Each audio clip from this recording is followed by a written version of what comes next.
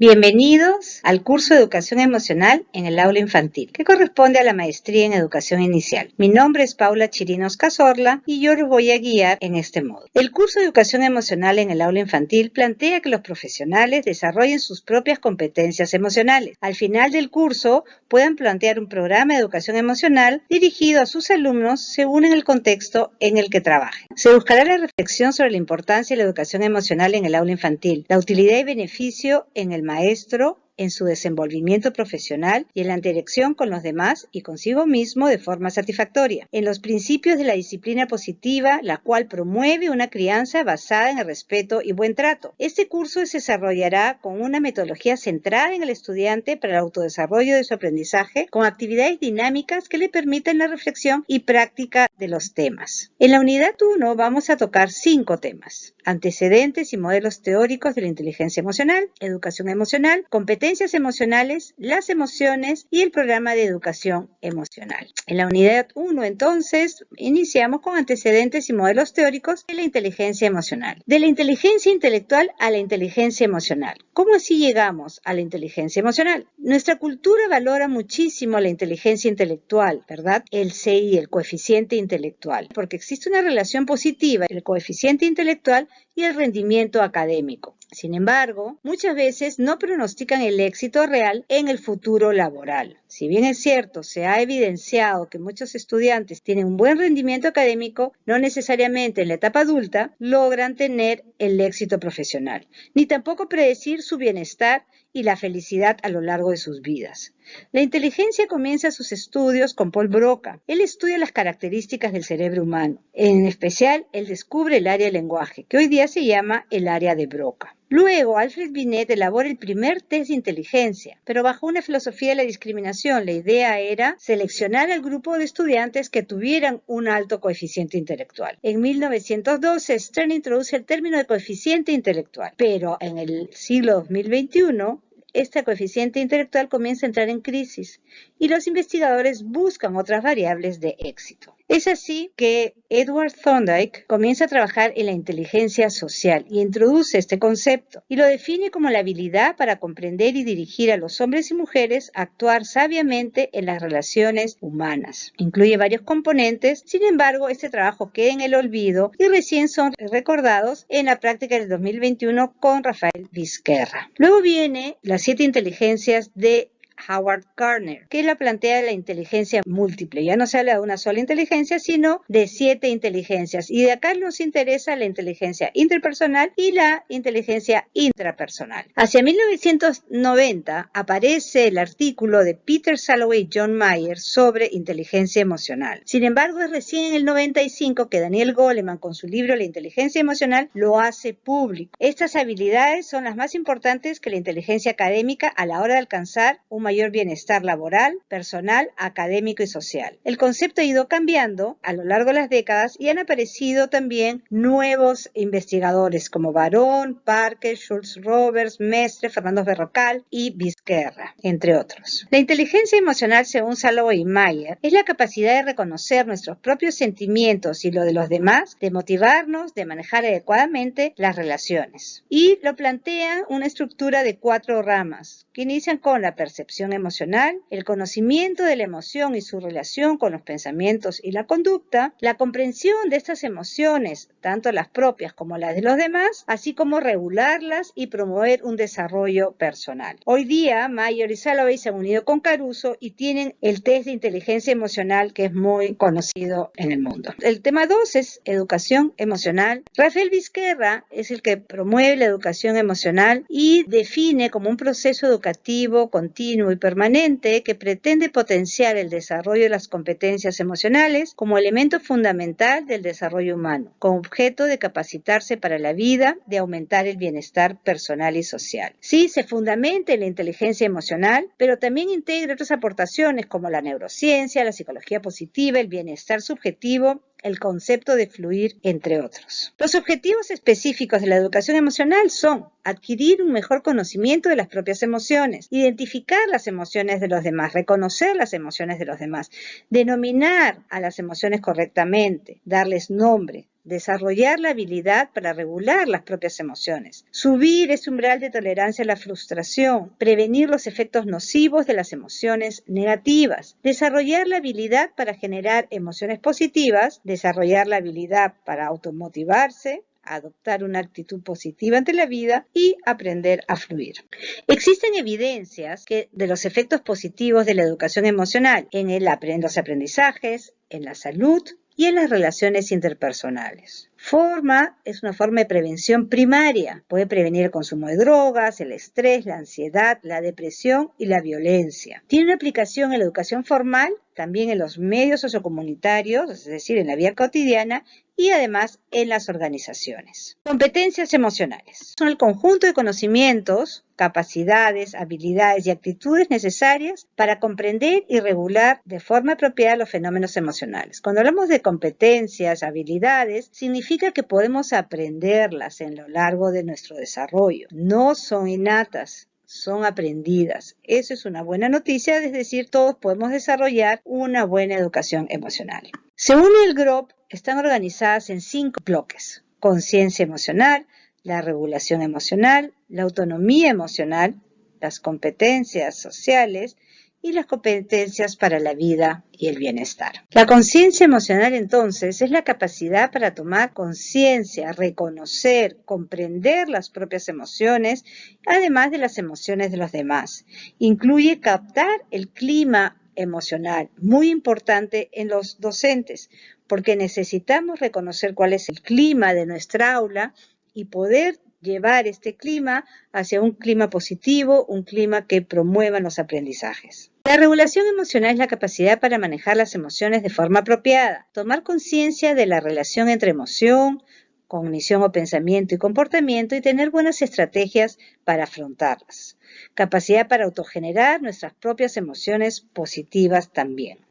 La autonomía emocional se refiere a un conjunto de características y elementos relacionados con la autogestión personal, como la autoestima, la actitud positiva, responsabilidad, capacidad para analizar críticamente las normas sociales, la capacidad para buscar ayuda y recursos, así como la autoeficacia emocional. La competencia social, por su parte, es la capacidad para mantener buenas relaciones con otras personas, dominar las habilidades sociales, la capacidad para comunicarnos de una manera efectiva, con respeto, con actitudes prosociales, asertivas, entre otras. La escucha y la capacidad de empatía abren la puerta a actitudes prosociales provenientes de actitudes racistas, xenófobas o machistas. Las competencias sociales predisponen a la constitución de un clima social favorable. Y por último, las competencias para la vida y bienestar es la capacidad para adoptar comportamientos apropiados para afrontar los desafíos de la vida, ya sean de nuestra vida privada, nuestra vida profesional o nuestra vida social. Permite organizar la vida de una forma equilibrada y facilitar experiencias para nuestra satisfacción o bienestar. Incluye el constructo bienestar subjetivo y los factores que la favorecen o la dificultan. Cuarto tema, emociones. Las emociones tienen un papel fundamental en la supervivencia del individuo, el mantenimiento de la especie, las relaciones sociales y la comunicación. Tiene una función motivacional que nos predispone a repetir una y otra vez los comportamientos. Una emoción se impulsa o dispara a partir de una situación, de un acontecimiento. Su percepción puede ser consciente o inconsciente. El acontecimiento puede ser externo o interno, actual, pasado, futuro, real o imaginario.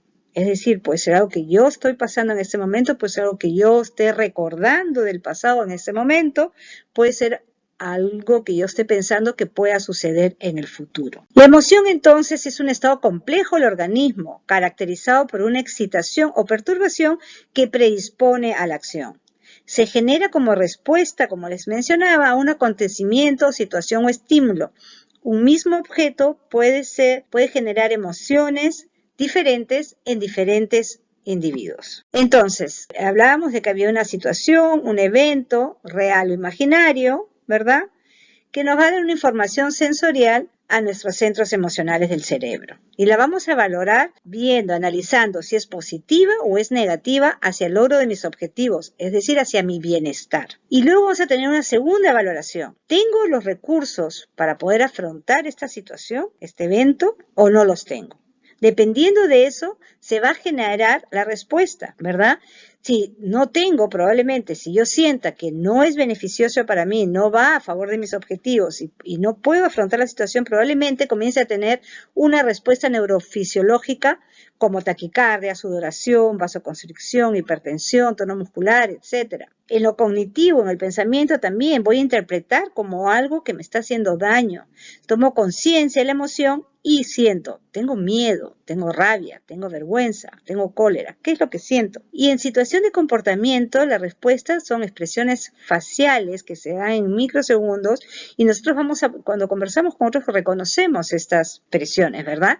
El lenguaje no verbal, el tono de voz, el volumen, el movimiento del cuerpo también, ¿cierto? Entonces, los criterios para clasificar las emociones pueden ser que son positivas, negativas o neutras, agradables o desagradables, problemáticas individuales, colectivas o según la expresión facial, como el caso de Ekman y Fresa. La importancia de las emociones, todas las emociones son útiles, todas una función importante en la adaptación social y el ajuste personal. Las emociones tienen 3 funciones principales, son adaptativas, sociales y motivacionales. Adaptativas, ¿por qué? Porque nos prepara el organismo para ejecutar conductas necesarias según las condiciones ambientales que nos vamos movilizando, ¿no es cierto? La energía que nosotros requerimos.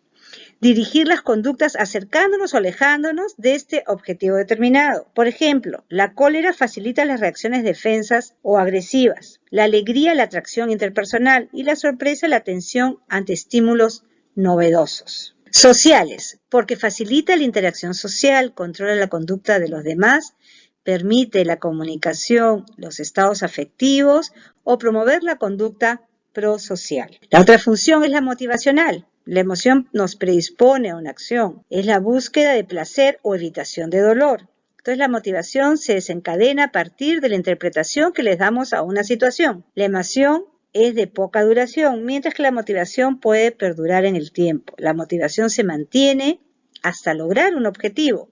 La emoción puede ser intensa e inmediata y después disminuye. La motivación, en cambio, no es tan intensa desde el principio. La motivación puede empezar suavemente e ir creciendo. Las emociones básicas universales de Paul Ekman. Para Paul Ekman hay 6 emociones principales que son básicas y universales: miedo, rabia, tristeza, asco, alegría y sorpresa. El miedo tiene una función de supervivencia, percibimos amenaza real o potencial y se asocia con el peligro inminente. En el caso de la ansiedad tiene un carácter anticipatorio. Vamos a tener respuestas, como vemos acá, neurofisiológicas o expresión facial, como estamos viendo las cejas, la boca abierta, los labios retraídos. En el caso de la ira y la rabia, también tiene una función adaptativa de supervivencia y autodefensa, y se activa también ante las injusticias. Una respuesta a la frustración frente a un obstáculo puede también hacer que se convierta en una meta, en un reto, ¿sí? También tenemos respuestas del sistema nervioso, también liberación de ciertas hormonas, y también tenemos una preparación hacia la lucha y huida, y en la expresión facial, como vemos en la foto, vemos que se acercan las cejas y descienden los labios y se aprietan. Luego tenemos la tristeza, que tiene una función adaptativa, permite recuperarnos ante pérdidas, generar nuevas estrategias y planes de vida asociado también a la creatividad. Hay una disminución motora, aparición de llanto, aislamiento social y también tenemos expresiones faciales muy reconocidas, ¿no? Como la boca hacia abajo, los ojos caídos, una mirada perdida. La alegría más bien es reproductora y socializadora. Cuando evalúa el objeto de acontecimiento como favorable a la consecución de tus metas, se consigue alguna meta u objeto deseado, o cuando tenemos una experiencia estética. También se experimenta una atenuación ante el estado de malestar. También tenemos microexpresiones, ¿verdad? ¿Es la única emoción positiva? Pensemos, ¿cuál ha sido el momento más feliz que has tenido? La mayoría de personas nos señalan que sus momentos más felices tienen que ver con el amor, el nacimiento de un hijo, la relación con la pareja, el momento del matrimonio, el estar cerca a los padres, o también de orgullo cuando han logrado por ejemplo, graduarse, ¿verdad? Entonces, si bien es cierto, la alegría es una de las principales y la única en positivo, también tiene que ver mucho con el amor. La otra función es el asco. Ante alimentos en mal estado también nos van a ayudar a la supervivencia para evitar ingerirlos, para no morir, no enfermar. Y también tenemos respuestas ¿no? Expresiones en la cara y también en el organismo, elevada tensión muscular, frecuencia respiratoria y alguna reactividad gastrointestinal también. Sorpresa es una emoción ambigua, ¿no? Porque nos produce algo inesperado, desconocido, puede ser positivo o negativo, es diferente entrar a una reunión o una casa oscura y que digan sorpresa y es mi cumpleaños, a que yo entre a una casa abierta oscura y han robado, ¿no? Entonces también hay unas respuestas del organismo y de las microexpresiones. Las emociones estéticas son las emociones que sentimos ante algo que vemos hermoso, bello, que hace que nuestro cuerpo, nuestro organismo también comience a sentir. Cuando vemos un paisaje lindo, cuando escuchamos una música especial, poesía, a quien le gusta leer también, y las necesitamos para la construcción del bienestar. Y las emociones sociales, ¿no? El orgullo, la envidia, la vergüenza o la culpa. ¿Cómo vamos a preparar nuestro programa de educación emocional? Bueno, la regulación emocional es posible a través de la formación y entrenamiento, es decir, a través de la educación emocional. Influye en la convivencia, en la comunicación efectiva, en la resolución de conflictos, en la toma de decisiones, prevención de consumo de drogas, violencia, anorexia, intentos de suicidio, como lo habíamos mencionado inicialmente. Entonces, promueve el desarrollo de la autoestima y tener una actitud positiva ante la vida, posibilitando un mayor bienestar subjetivo. Como docentes, desarrollar un programa de educación emocional significa tener un análisis del contexto de la institución educativa a la cual vamos a implementar este programa, saber a qué público vamos a intervenir, teniendo claro cuáles son los objetivos, qué contenidos vamos a priorizar, así como la metodología a utilizar, enfatizando en actividades prácticas y finalmente la evaluación del programa. ¿Cómo se plantea el proyecto de educación emocional en el aula? Tenemos una tabla de contenido sugerida, iniciamos con la introducción, luego fundamentación teórica, análisis del contexto, objetivos del programa, un proceso de aplicación, en el cual vamos a tener la metodología, las pautas y la evaluación del programa. Conclusiones, biografía y anexo. Acá tenemos una secuencia, ¿no? Una propuesta de contenidos que nos presenta Nuria Pérez y Gema Feliela, justamente para niños de 3 a 6 años, ¿no? Nos plantea algunos temas importantes como el reconocimiento de las emociones, la expresión de las emociones, comprender las reacciones comportamentales que provocan estas emociones, reconocer las emociones estéticas, aprendizaje de las estrategias de respiración y relajación con los niños y niñas, expresión emocional como estrategia de regulación con ayuda, la distracción conductual como estrategia de regulación, imaginación proyectiva mediante un juego simbólico, reconocimiento de la propia valía personal y capacidad de cierta actuación autónoma y respeto de valoración con los demás. Tenemos varios ejemplos también en el módulo que estamos dejando. Muchas gracias entonces. Hasta el siguiente video.